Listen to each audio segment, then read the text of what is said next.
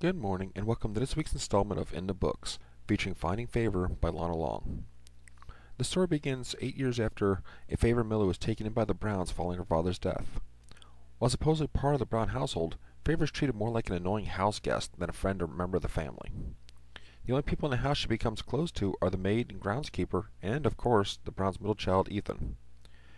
As she nears her 18th birthday, Favor reluctantly admits to herself that she looks on Ethan as more than a friend. But since she doesn't know if he feels the same, she doesn't want to risk telling him and ruining what they have. The choice is seemingly made for her when Mr. Brown calls her into his office and hands her a contract. Simply put, he'll make sure she gets into the school of her choice if she leaves Ethan alone so he can find the right woman. I have to admit, this is the part that intrigued me. I was raised in a mix of the blue-collar and aristocratic worlds and can understand the pressure that can be applied at times. While my parents protected me from it, I can only imagine what would have happened had I been in Favor's position. Actually, I know what would have happened, but that's another story. The thing is, what would any of us do if we had to choose between our dream partner and dream in general? It's not an easy question to answer, and the author did a perfect job of illustrating turmoil.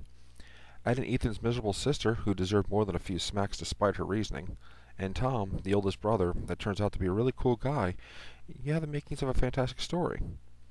I must say there was one scene towards the end I didn't like. It may be just me, but it felt unnecessarily cruel and I didn't think it was needed. The good news is, it didn't detract from my enjoyment of the book in any way, and I highly recommend it. How's the story turn out, you ask? Guess you just have to read it to find out.